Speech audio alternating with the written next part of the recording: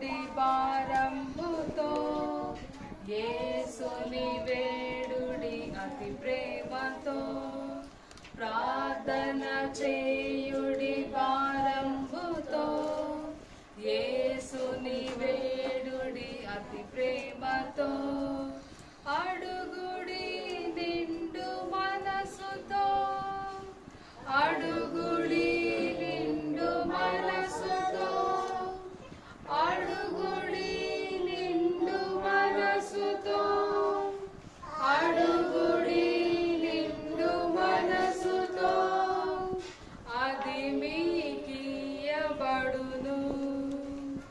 అది మీకియ్యబడును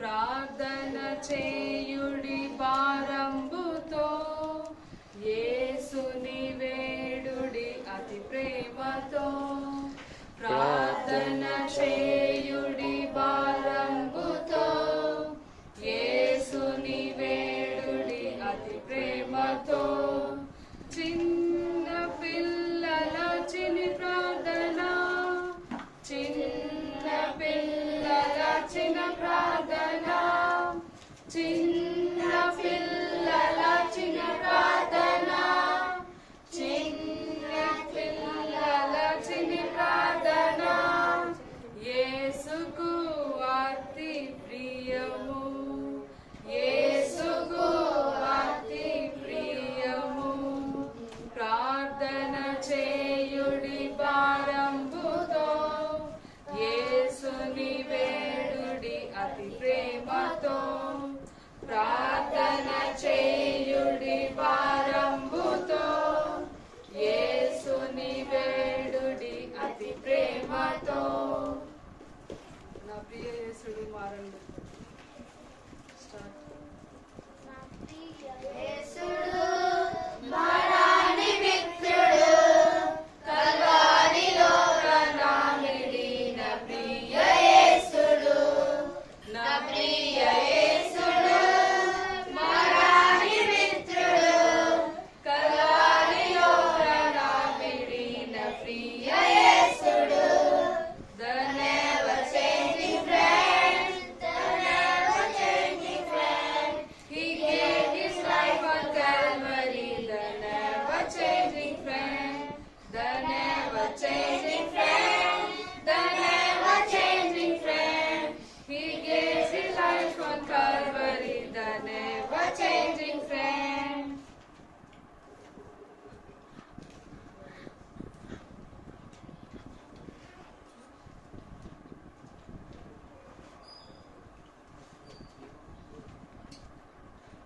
పూయించుండే పూయించుండే గోవాలన్నాడు పక్షులను చిన్నగా ఉందా బాబు చిన్నగా బాబు నేను చిన్నగాను యేసు రాజు ఎక్కు వెళ్ళు చిన్నదానను చిన్నగా బాబు నేను చిన్నగాను యేసు రాజు ఎక్కు వెళ్ళు చిన్నదానను యేసు రాజు వెళ్ళగా హోసన్నా హోసన్నా దాని వినుచున్నాను గంతులేసి పరుగెడెదన్ నా దూరం పొంగినందున గంతులేసి పరుగెడెదన్ నా దూరం పొంగినందున చిన్నగాము వేణు చిన్నగాను యేసు రాజు ఎక్కి వెళ్ళు చిన్నగాను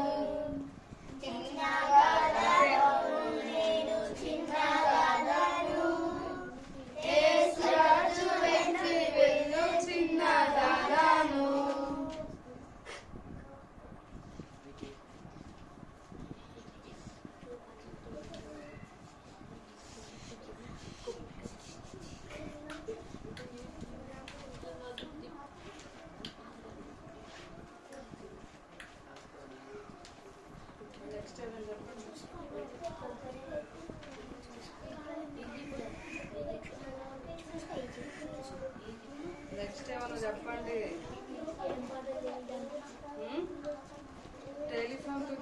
పాడొచ్చు కదా.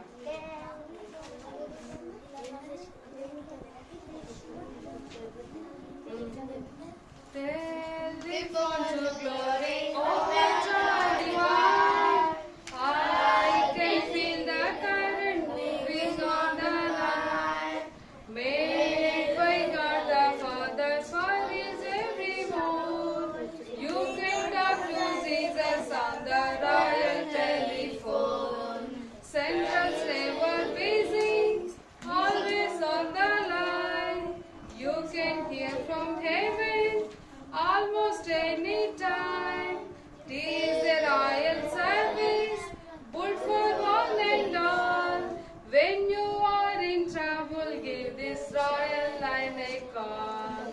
Telephone to glory, overjoyed divine. I can feel the current moving on the line. Made by God the Father for His very own. You can talk to Jesus on the royal telephone. Fail to get the answer, Satan crossed you by some strong delusion or some design. Take away abstraction, God is on the throne. When you are in restraint, give this royal line a call. Telephone to glory, overjoyed divine. I can feel the current moving on the line. Made by God the Father for His very own. You can talk to Jesus on the royal telephone. If your line is grounded and connections too, have been lost with Jesus, let me tell you what to do. Prayer, faith and promise binds a broken world. Then your soul is burning with the Pentecostal fire. Telephone to glory, all alive divine. I can feel the current moving on the line. Made by God the Father for His very own. You can talk to Jesus on the royal telephone. There will be no charge, telephone is free. If it's good for service, just for you and me. There will be no waiting on the royal line. Telephone to glory always answers just in time. Telephone to glory, overjoyed divine. I can feel the current moving on the line. Made by God the Father for His very own. You can talk to Jesus on the royal telephone. Action songs.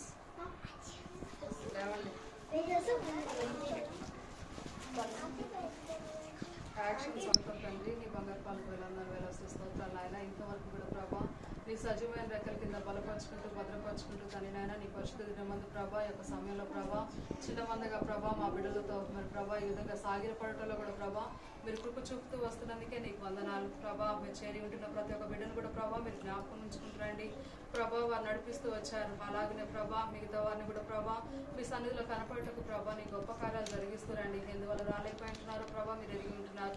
తనైన వారి యొక్క మార్గాలను కూడా ప్రభా సరళపరుస్తూ ఉన్నటువంటి ఆటంకాలంతటినీ కూడా ప్రభా తీసివేసి ప్రభా చక్కగా ఇక్కడ ప్రభా మరి స్థలం అంతట్లో కూడా ప్రభా బిడ్డలు ప్రభా మరి తనైనా మిమ్మల్ని స్తుతించడంలో గణపరచడంలో ప్రభా నీ అందు ఉండే ఆనందాన్ని పొందుకోవటంలో కూడా ప్రభా మీరే సహాయం దయచేస్తారండి.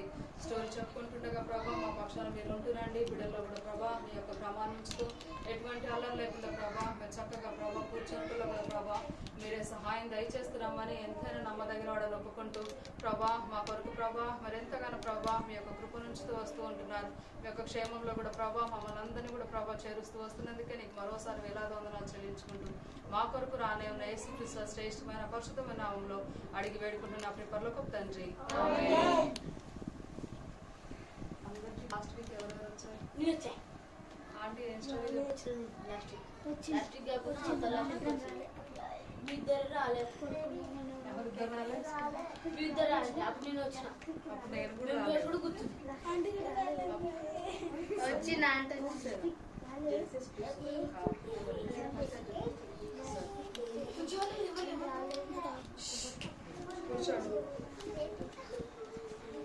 ఇంకొక వర్స్ చెప్తా చూడండి. బైబిల్ ఉన్న వాళ్ళు ఓపెన్ చేయండి. జెనసిస్ 2:7 రెండో అధ్యాయం 7వ వచనం. సరే తెలుగు నేను చెప్పింది చెప్పండి. కూర్చోండి. కూర్చో.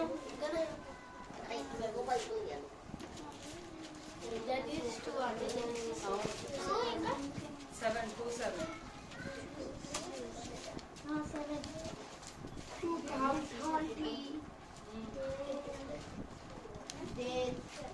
Then the Lord God looked some soil and Genesis 2:7. నేల మట్టితో నరుడు నిర్మించి వాని నాసికారంధ్రంలో జీవాయును ఊదగా నరుడు జీవాత్మ ఆయను. అర్థమైందా? ఆదికాండము 2:7. అందరూ ఓపెన్ చేసరికి క్లోజ్ చేయండి. దేవుడైన యెహోవా నేల మట్టితో నరుని నిర్మించి వాని నాసికారంధ్రములలో జీవవాయువును ఊదగా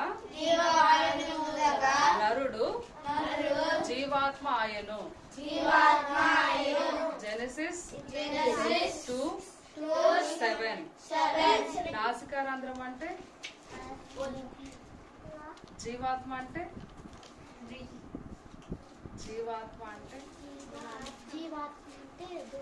లైవ్ హ్యూమన్ బీయింగ్. యాక్షన్స్ చెప్పడం కాదు, దానికి అర్థం చెప్పండి.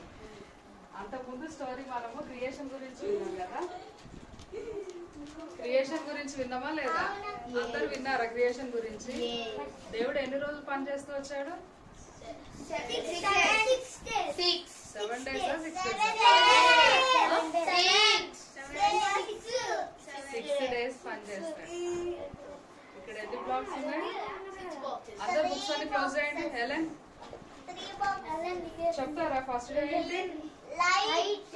సెకండ్ డే water sky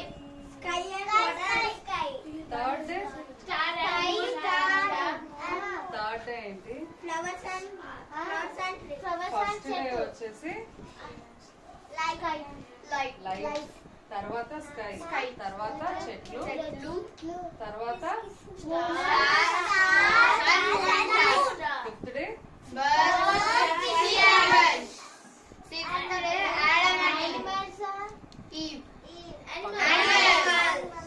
గుర్తుంటది కదా. ఈ స్టోరీ అంతా కూడా మనం లాస్ట్ వీక్ విన్నాము.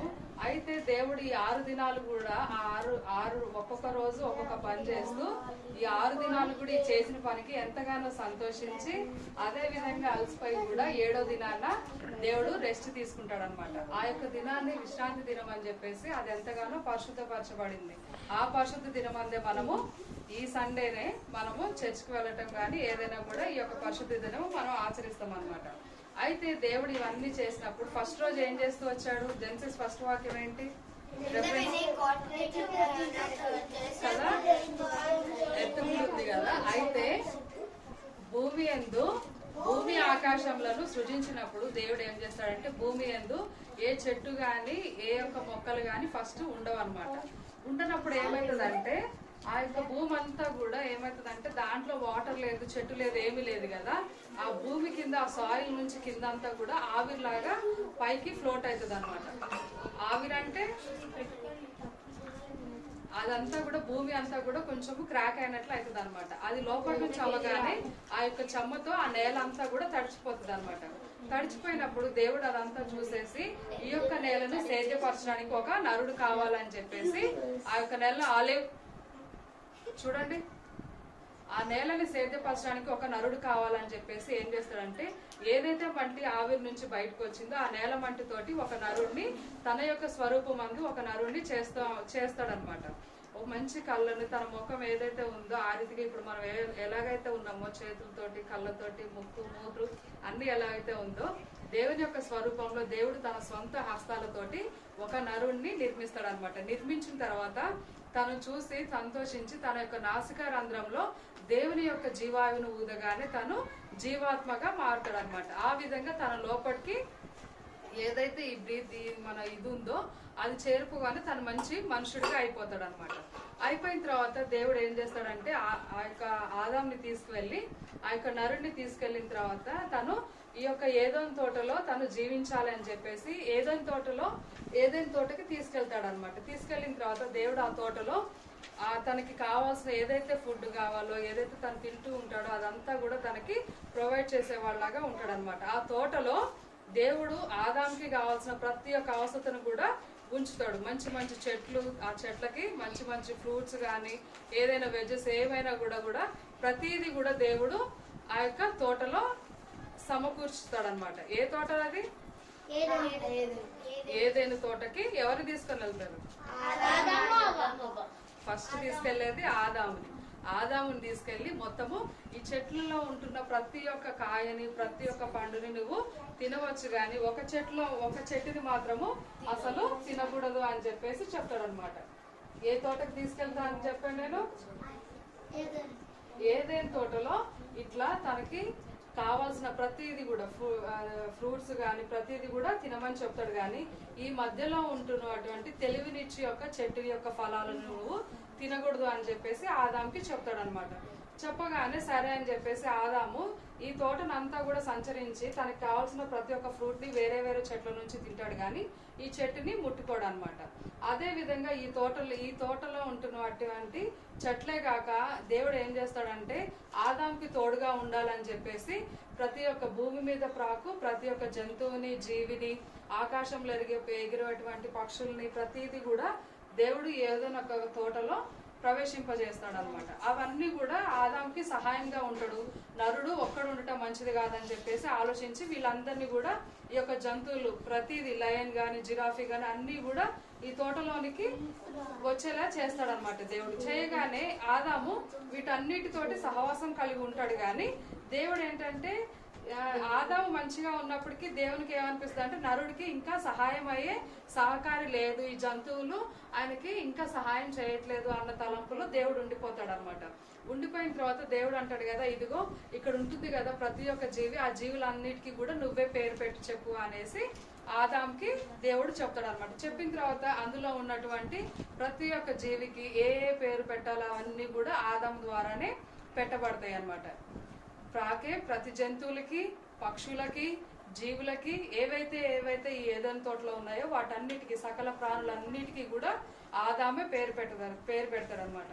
అయితే ఈ ఏదైనా తోటలో ఈ యొక్క చెట్లన్నిటికీ కూడా తడపడానికి ఒక నది కావాలి కదా, వాటర్ ఉండాలా లేదా? ఈ యొక్క నది ఏదైనా తోటలో ఉంటది అనమాట. ఈ నది నుంచి, ఈ ఏదైనా తోట నుంచి ఆ ఒక్క నది ఏమవుతుందంటే 4 పార్ట్స్ లాగా డివైడ్ అవుతుంది అనమాట. ఈ యొక్క ఏదైనా తోటలో ఉన్న నది తోట నుంచి బయటకు వచ్చాక 4 పార్ట్స్ గా డివైడ్ అవుతుంది. ఆ యొక్క 4 శాఖలు ఏంటంటే ఫస్ట్ వచ్చేసి పీషోను, తర్వాత గీహోను, హెద్దకేలు, యూప్రటిస్. ఈ 4 నదులు కూడా ఏదైనా నుంచి వెళ్తాయి అన్నమాట. ఆ తర్వాత దేవుడు సాయంత్రం మాటలు వచ్చేసి ఆదాం తోటి మాట్లాడుతూ ఉంటాడు అనమాట. అయితే తను ఏదైతే జంతువుల్ని పెడుతూ వచ్చాడో అవన్నీ కూడా ఆదాంకి అంత సహాయంగా లేవు అని చెప్పేసి తనకి నరుడికి ఎవరైనా ఒక తోడు కావాలని చెప్పేసి ఒక స్త్రీని చేద్దాము అని చెప్పేసి ఏమనుకుంటాడంటే ఆదాంకి ఒక రోజు మంచి గాఢ నిద్రని కలువ చేస్తాడనమాట. ఆదాము నిద్రపోగానే ఒక సాయంత్రం వేళ తన పక్కటెముకలో ఉంటున్నటువంటి ఒక ఎముకను తీసేసి తన మాంసంను తీసేసి ఆ ఎముక ద్వారా ఆ ఎముకను తీసేసిన తర్వాత నరుల్లోకి మాంసంతో తనని ఇచ్చేస్తాడు. ఆ ఎముక ద్వారా ఒక స్త్రీని దేవుడు నిర్మిస్తాడనమాట. ఈ నిద్రలో నుంచి బయటికి రాగానే ఆ స్త్రీ ఆదాంకి కనిపిస్తుంది అనమాట. అర్థమైందా? ఎక్కడి నుంచి తీసి నిర్మిస్తాడు? ఆదాము యొక్క పక్కటెముక నుంచి దేవుడు స్త్రీగా నిర్మిస్తాడు. అయితే నిద్ర నుంచి లేచి ఆదాము స్త్రీని చూసి సంతోషించబడి, నీవు నా ఎముకలలో ఎముకవి, నా మాంసంలో మాంసము అని చెప్పేసి, నువ్వు నరుడు నుంచి తీయబడిన దానివి కాబట్టి నువ్వు నారి అనబడదు అని చెప్పేసి ఆదాము అంటాడనమాట. ఆ విధంగా వారిద్దరు కూడా వారి యొక్క జీవనం సాగిస్తూ దేవుడు ఏదైతే చెప్తూ వస్తున్నాడో ఈ యొక్క తోటలలో వారికి కావాల్సినది తింటూ ఆ యొక్క తోటలో సంచరిస్తూ ఉండేవాళ్ళు అనమాట. ఇద్దరు కలిసి అట్లున్నప్పుడు దేవుడు కూడా వాళ్ళని చూస్తూ ఉండేవాడు అనమాట. అయితే ఒక దినం ఏమవుతుందంటే, ఆదాం లేనప్పుడు ఆ స్త్రీ దగ్గరికి ఒక దేవుడు సృష్టించిన అన్ని జంతువులలో కూడా ఈ సర్పము చాలా యుక్తి గలదనమాట, తెలివిగలది. అయితే ఈ సర్పం వచ్చేసి ఈ స్త్రీ దగ్గరికి వచ్చేసి, ఇదిగో నువ్వు ఈ అన్ని పండ్లు తింటున్నావు కదా, మధ్యలో తెలివినిచ్చు వృక్షం ఉంది. ఈ యొక్క ఏదైనా తోటలో జీవ వృక్షం ఉంటది, మంచి చెడులు తెలిపే వృక్షం ఉంటది. జీవ వృక్ష ఫలాలు వీళ్ళు తినవచ్చు, కానీ మంచి చెడులు తెలిపే వృక్షాన్ని తినొద్దని దేవుడు చెప్తాడనమాట.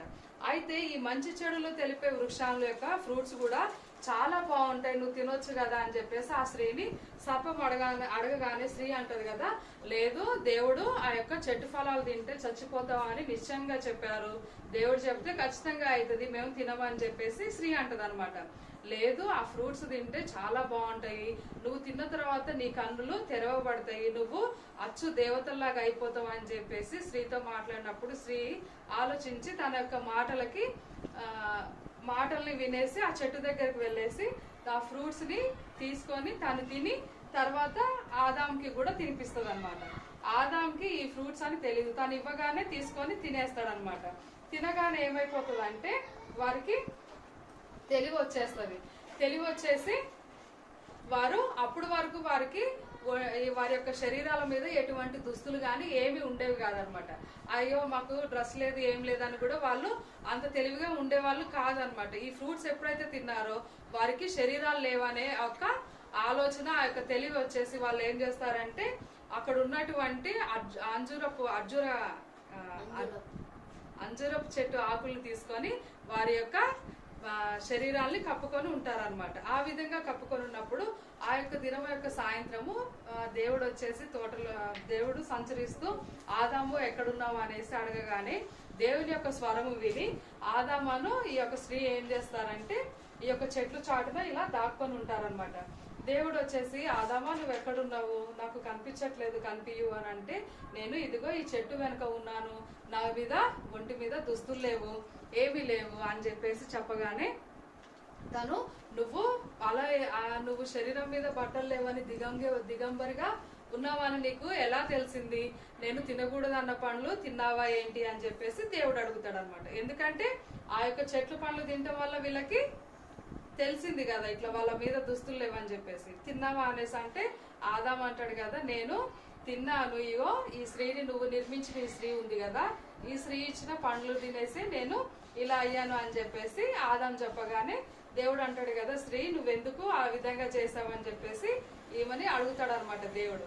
అడగగానే దేవుడికి ఆమె ఏమంటదంటే, ఇదిగో ఆ సర్పము నన్ను మోసపుచ్చినది, తన యొక్క మోసకరమైన మాటలతోటి నన్ను మోసపుచ్చి ఈ విధంగా ఆ పండు తినటానికి నన్ను ఇది చేసేసరికి నేను ఆ పండు తినేసి ఆదాంకి కూడా ఇచ్చానని చెప్పేసి చెప్తుంది అనమాట. చెప్పగానే దేవునికి చాలా కోపం వచ్చేసి ఆ యొక్క సర్పాన్ని, నీవు శపించబడిన దానవు, నీకు శిక్ష కలుగుతుంది అని చెప్పేసి, నువ్వు ఇక ఈ యొక్క లోకంలో ఈ యొక్క ప్రపంచంలో ఉన్నటువంటి ఏవైతే జంతువులు పక్షులు ఉన్నాయో వాటన్నిటికంటే కూడా నువ్వు కింద నేల మీద ప్రాకుచు, నీ పొట్టతో ప్రాకుచు నువ్వు మన్నునే తిందువు అని చెప్పేసి తనకి శిక్ష ఇస్తాడనమాట దేవుడు. ఆ విధంగా తను అప్పటి నుంచి కూడా ఆ సర్పం అనేది కింద ప్రాకుతూ మట్టినే తింటూ జీవితం ఇస్తుంది అనమాట. ఆ తర్వాత నీకును ఈ స్త్రీ సంతానికి కూడా వైరం కలుగజేస్తానని చెప్పేసి దేవుడు శిక్ష విధించేసి ఈ స్త్రీకి కూడా నువ్వు ప్రసవ దినములలో అధికమైన బాధను కలుగుతావు అని చెప్పేసి స్త్రీకి కూడా శిక్షను ఇచ్చేసి వీళ్ళిద్దరిని కూడా ఈ యొక్క ఏదైనా తోటలో నుంచి వెళ్ళిపోమని చెప్తాడనమాట. దేవుడు వీళ్ళిద్దరికి వెళ్ళిపోమని చెప్పినప్పుడు వీళ్ళిద్దరి మీద దుస్తులు లేవు కదా, వీళ్ళకి ఆల్రెడీ తెలివి వచ్చేసింది కదా అని చెప్పేసి దేవుడు వీళ్ళిద్దరికి ఏం చేస్తాడంటే చర్మపు దుస్తులు వీళ్ళిద్దరికి తొడిగించి ఇదిగో ఏదైనా తోటలో నుంచి మీరు బయటికి వెళ్ళండి అని చెప్పేసి. ఎందుకంటే నువ్వు ఆల్రెడీ మనిషి యొక్క మంచి చెడులను నువ్వు తెలుసుకోగలిగినావు కదా, ఇక్కడ ఉంటే ప్రమాదం అని చెప్పేసి వీళ్ళిద్దరిని కూడా ఇక్కడ ఈ తోట నుంచి వెళ్ళిపోమని చెప్తాడనమాట. వెళ్ళిపోమని చెప్పిన తర్వాత మరలా తిరిగి వీళ్ళు ఆల్రెడీ ఈ యొక్క ఏదైనా తోటలో ఏ ఫ్రూట్స్ తింటూ వచ్చారు? మంచి చెడు కాకుండా ఇంకో చెట్టు ఉంటుంది అన్నా కదా, జీవ వృక్ష ఫలం ఉంటుందని చెప్పా కదా. జీవ వృక్ష ఫలాలను తింటున్నప్పుడు వాళ్ళు నిత్య జీవం పొందేవారిలాగా ఉంటారనమాట. వారికి ఎటువంటి చావు ఉండదు. మరలా తిరిగి ఆదాము ఈ లోపలికి వస్తాడేమో అని చెప్పేసి ఈ ఏదైనా తోట యొక్క ఈ ఎంట్రన్స్ దగ్గర ఏం చేస్తాడంటే దేవుడు మంచి కేరూపులను కాపలాగా కాస్తాడనమాట. అంత మాత్రమే కాకుండా ఏదైతే జీవవృక్ష ఫలం ఉంటుందో ఏమో చేయి చాపి ఆదాము ఈ విధంగా తీసుకుంటాడేమో అని చెప్పేసి దేవుడు ఆ చెట్టు చుట్టూ కూడా మండుచున్న అగ్ని జ్వాలల్ని కాపలాగా ఉంచుతాడనమాట. ఆ విధంగా సర్పం చేసిన యొక్క పనికి ఈ యొక్క ఆదాము ఈ యొక్క స్త్రీ కూడా బయటకు వస్తారనమాట. ఈ బయటకు వచ్చే ముందే ఆదాము ఆ స్త్రీకి అంటాడు కదా, నీవు ప్రతి జీవికి తల్లిగా ఉంది అని చెప్పేసి తన యొక్క పేరుని హవ్వ అని చెప్పేసి ఆదాము పెడతాడనమాట. ఏం పేరు? హవ్వ అంటే ఏంటి అర్థం? ప్రతి జీవికి తల్లి అనేసి అర్థం. ఓకేనా? వీళ్ళిద్దరు బయటకు వచ్చిన తర్వాత దేవుడు ఏం చేస్తాడంటే వీళ్ళిద్దరు వెళ్ళిపోతారు కదా, దేవుడు కూడా ఆదాంకి ఏం చెప్తాడంటే నువ్వు ఈ స్త్రీ మాటలు వినేసి ఈ ఫ్రూట్స్ తిన్నావు కదా, ఫ్రూట్స్ తిన్నందుకు నువ్వు నీ కష్టంతోనే ఇంతవరకు కష్టం ఏం చేయలే కదా, తనేమి చెట్టు నాటలేదు, ఏమి వాటర్ పోయలేదు, ఏ చెట్టుకి కూడా ఏ అంత కష్టపడకుండానే తన ఫ్రూట్స్ అన్ని కూడా మంచిగా తీసేసుకొని తింటూ ఉన్నాడు కదా. ఇప్పుడు నువ్వు వెళ్ళేసి నీ కష్టంతోనే నీ చెమట కార్చి నీ యొక్క భూమిని ఏదైతే ఉన్నదో ఆ భూమి అంతటిని కూడా సేద్యం చేసుకుంటూ నీ యొక్క కష్టంతో నువ్వు ప్రతి ఒక్క పంటను తినాలి అని చెప్పేసి ఆదాంకి కూడా తను శిక్షించినట్లు చెప్తారనమాట. ఆ విధంగా వాళ్ళిద్దరు బయటకు వచ్చిన తర్వాత వారు చిన్న గుడారం లాగా ఏర్పాటు చేసుకొని ఏదైతే తోట ఉందో దానికి కొంచెం దూరంలో నోదు అనే ప్రాంతంలో వెళ్ళిన తర్వాత వారు భూమిని సేద్యం చేసుకుంటూ ఉంటారనమాట. వాళ్ళిద్దరు హవ్వాను ఆదాము ఉన్న తర్వాత వారిద్దరు కూడినప్పుడు ఫస్ట్ కయీను పుడతాడు, తర్వాత హేబేలు పుడతారనమాట. కయీను హేబేలు అవ్వ ఆదాము యొక్క సంతానం. వారిద్దరు కూడా అన్నదమ్ములు. ఓకేనా? ఎవరెవరు? కయీను పొలాన్ని సేద్యం చేసేవాడు, హేబేలు వచ్చేసి గొర్రెల కాపరి. అయితే వీరు పెద్దవాళ్ళు అయినప్పుడు వారు పనులు చేస్తూ ఉన్నప్పుడు ఈ యొక్క కయీను హేబేలు ఏం చేస్తారంటే దేవునికి బలి అర్పించాలని చెప్పేసి కయీను ఏం చేస్తాడంటే తన పండించిన పొలంలో కొంత భాగాన్ని, అదే విధంగా హేబేలు ఏం చేస్తాడంటే తన యొక్క గొర్రెల్లో తొలిచూల్లో పుట్టిన వాటిని కొన్నింటిని తీసుకొని వచ్చేసి దేవునికి బలి అర్పించడానికి తీసుకొని వస్తారనమాట. అర్పించినప్పుడు దేవుడు హేబేలు యొక్క అర్పణను స్వీకరిస్తాడు కానీ కయీను యొక్క అర్పణను స్వీకరించడు అనమాట. ఎందుకంటే తను కలిగిన దాంట్లో కొంచెం ఉంచుకొని కొంచెం తెస్తాడు. తను ఏంటంటే తొలిచూల్లో పుట్టిన దాన్ని మంచి క్రొవ్విన వాటిని సమర్పిస్తాడు అనమాట. సమర్పించినప్పుడు దేవుడు తన యొక్క ఏదైతే తన యొక్క బలిని లక్ష్య పెట్టాడని చెప్పేసి కయీను హేబేలు యందు కోపపడతాడు అనమాట. కోపపడి నేను నీతో మాట్లాడాలని చెప్పేసి తనని పొలంలో తీసుకువెళ్ళిపోయి తన మీద పడి హేబేల్ని చంపుతాడనమాట. చంపినప్పుడు దేవుడు ఆ యొక్క చనిపోయిన సంగతి విని కయీన్ని పిలిచి, కయీనా నువ్వు ఏం చేస్తున్నావు అనేసి అని అంటే ఏం లేదు అని చెప్పగానే నీ తమ్ముడైన హేబేల్ ఎక్కడ అనేసి దేవుడు కయీన్ని అడుగుతాడు అనమాట. కయీన్ని అడిగినప్పుడు కయీన్ అంటాడు కదా, నేను తనకేమైనా కావలి వాడనా, నేను ఎందుకు చెప్పాలన్నట్లుగా ఆ కయీను ఆన్సర్ చేస్తాడనమాట దేవునికి ఆ విధంగా ఆన్సర్ చేయగానే దేవుడు అంటాడు కదా, నువ్వు నీ తమ్ముడిని చంపేశావు కదా, చంపి నేలలో పాతి పెట్టావు కదా, తన యొక్క స్వరము నాకు మొరపెట్టుచున్నది, నువ్వు ఈ విధంగా చేసినందుకు నేను నిన్ను ఈ విధంగా శిక్షిస్తున్నాను. నువ్వు ఏదైతే పంటను సేద్యపరుస్తూ నువ్వు ఇంతగా ఈ పంటను ఇచ్చేస్తున్నావో అదంతా కూడా నీ చేతికి ఇంకా నుంచి రాదు. నువ్వు చేస్తున్న పంట అంతా కూడా అది ముండ్ల పొదలు గచ్చ పొదల్లాగా అవుతుంది, నీ పంట నీ చేతికి రాదు, అయ్యో ఎందుకు ఇలా అవుతుంది అని చెప్పేసి నువ్వు బాధపడుతూ దేశదిమ్మరం అయిపోదు అని చెప్పేసి శిక్షను కయీనికి దేవుడు ఇస్తాడనమాట. ఆ యొక్క శిక్షను దేవుడు కయ్యను వినగానే కయ్యను ఎంతగానో బాధపడి, అయ్యో ఈ విధంగా అవుతుందా, నేను దేశదిమ్మని అయిపోతున్నానా, నా పంట నాకు చేతికి రాదా, నేను కష్టపడాల్సి వస్తుందా అని చెప్పేసి నన్ను నేను చేసిన నా తమ్ముడికి చేసిన పాపము ఎవరికైనా తెలిసి నన్ను చంపుదురేమో అని చెప్పేసి దేవుని యందు పశ్చాత్తాపడగానే దేవుడు అంటాడు కదా, నిన్ను ఎవరైనా చంపితే వారికి 7 శ్రమ కలుగుతుంది అని చెప్పేసి కయ్యనికి ఒక గుర్తునిచ్చి తనని ఎవ్వరు కూడా చంపకూడదు అని చెప్పేసి ఒక గుర్తుని కయ్యనికి ఇస్తాడనమాట. ఆ విధంగా ఆదాము హవ్వ ఏదైనా తోట నుంచి బయటకు వచ్చాక ఏదైనా తోటలో ఏదైతే దేవుడు చేయకూడదన్న పనిని చేసి వారు ఎట్లయితే బయటకు వచ్చారో, బయటకు వచ్చిన తర్వాత కయ్యలు హేబెల్ స్టోరీని అంతటిని కూడా చూసాం కదా. దాని కంటిన్యూషన్ ఏది నెక్స్ట్ వీక్ అనేది చూసుకుందాం మనం. మెమరీ వర్స్ గుర్తుందా? జెనసిస్ ఓకే, నెక్స్ట్ వీక్ చెప్తాను. సాంగ్ దీనిదైన సాంగ్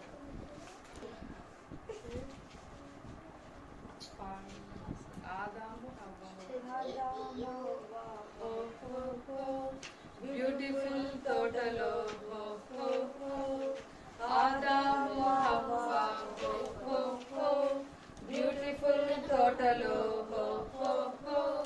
అనుదినం జాలీగా గడిపినారు, అనుదినం జాలీగా గడిపినారు. కలర్ఫుల్ పండు చూసి హో హో హో, వండర్ఫుల్ దేవుని మరిచి హో హో హో. కలర్ఫుల్ పండు చూసి హో హో హో, వండర్ఫుల్ దేవుని మరిచి హో హో హో. కలర్ఫుల్ పండు చూసి వండర్ఫుల్ దేవుని మరిచి తిన్నారు, అయ్యో తిన్నారు. కలర్ఫుల్ ఫ్యామిలీ అయినారు, పీస్ఫుల్ ఏదేను పోగొట్టుకున్నారు. సింపుల్ ఫ్యామిలీ అయినారు, పీస్ఫుల్ ఏదేను పోగొట్టుకున్నారు. చెల్లెలార మాట వినుట ఎంతో శ్రేష్టము, తమ్ముడా లోబడుట దేవునికి ఇష్టము. చెల్లెలార మాట వినుట ఎంతో శ్రేష్టము, తమ్ముడా లోబడుట దేవునికి ఇష్టము. జయించు వారికి దేవుని పరదైసులో జీవవృక్ష ఫలము భుజింపనిచ్చును. జయించు వారికి దేవుని పరదైసులో జీవవృక్ష ఫలము భుజింపనిచ్చును. హో హో హో హో హో హో హో హో హో హో హో హో. అర్థమైందా సాంగ్?